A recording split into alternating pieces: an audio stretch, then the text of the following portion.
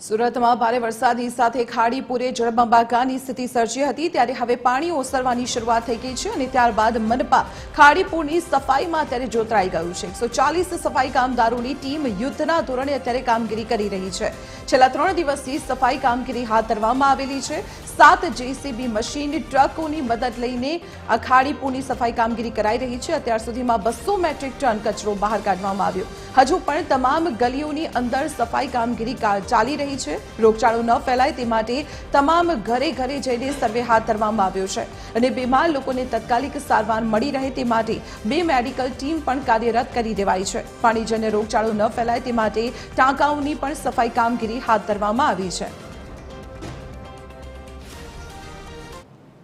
સુરત શહેરમાં જે પૂર જેવી સ્થિતિ સર્જાઈ હતી ત્યારે ઠેર ઠેર પાણી ઓસરી ગયા બાદ ગંદકીના થર જામ્યા હતા અને સુરત મહાનગરપાલિકાએ યુદ્ધના ધોરણે સફાઈ કામગીરી હાથ ધરી છે આરોગ્ય અધિકારી આપણી સાથે છે એમની સાથે વાત કરી સાહેબ કઈ રીતની કામગીરી કરવામાં આવી છે ક્યાં ક્યાં વિસ્તારમાં કામગીરી કરવામાં આવી છે અઠવા ઝોનની અંદર આઝાદનગર રસોલાબાદ એરિયાની અંદર ખાડીના પાણી ભરાઈ ગયા હતા અને લગભગ 2 થી 3 દિવસ સુધી રહ્યા હતા છેલ્લા 3 દિવસથી પાણી ઉતરવાનું શરૂઆત થઈ ત્યારથી અમારી ટીમ એક્ટિવ થઈને કામગીરી કરવા માટે લાગી પડી છે રોજના અમારા લગભગ 110 થી લઈને 125 જેટલા સફાઈ કર્મચારીઓ આંબેડકર સર્કલથી લઈને આઝાદનગર રસોલાબાદ વાળો આખો વિસ્તારના એરિયાની અંદર અને આજુબાજુની જે ગલીઓ છે રસોલાબાદ વિસ્તારની આઝાદનગરની અંદરની બંને સાઈડની ગલીઓની અંદર સફાઈ કરી રહી છે એ દરમિયાન આખા રોડની સફાઈ કરી ઇન્સેક્ટિસાઇડ અમારી સર્વેલન્સની ટીમ પણ કામગીરી કરી રહી છે મેડિકલ ટીમ અમારી કન્ટિન્યુઅસ અહીં હોય છે લગભગ 2 મેડિકલ ટીમ અમે ડિપ્લોય કરી છે એટલે જેથી અમને બીજા કેસીસ કોઈ ઇન્ફેક્ટેડ હોય તો એ પણ મળી શકે સાથે સાથે અમારી સર્વેલન્સની ટીમ બધા ઘરે ઘરે જઈને સામાન્ય ઝાડા ઉલટીના કેસો કે કોઈ ગંદા પાણીની ફરિયાદો હોય તો એને માટે પ્રયત્નો કરી રહી છે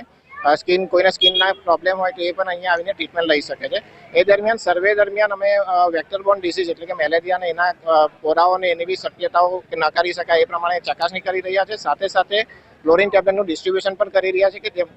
પાણી જ્યારે આવે તો એની અંદર એ નાખીને એનાથી બચી શકાય એ આ સમગ્ર કામગીરીની અંદર છેલ્લા 3 દિવસથી અમે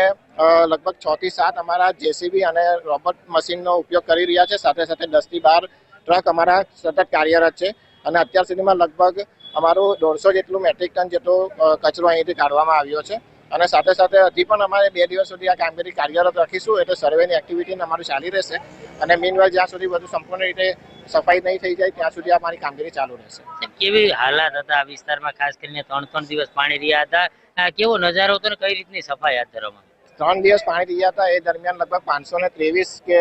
જેટલા કર્મચારી આપણા અહીંના રહીશોને અમે અલથાણ કોમ્યુનિટી હોલ અને પાછળની સાઈડ ઉપર ઉર્દુ સ્કૂલ છે ત્યાં આગળ શિફ્ટ કરવામાં આવ્યા હતા એ દરમિયાન અમે લગભગ અમને સતત ત્યાં પણ અમારું મેડિકલ ચેકઅપ ચાલુ હતું અને લોકોને 3 ટાઈમ સવારનો નાસ્તો બપોરનું જમવાનું અને સાંજનું જમવાનું પણ અમે પ્રોવાઈડ કર્યું હતું જે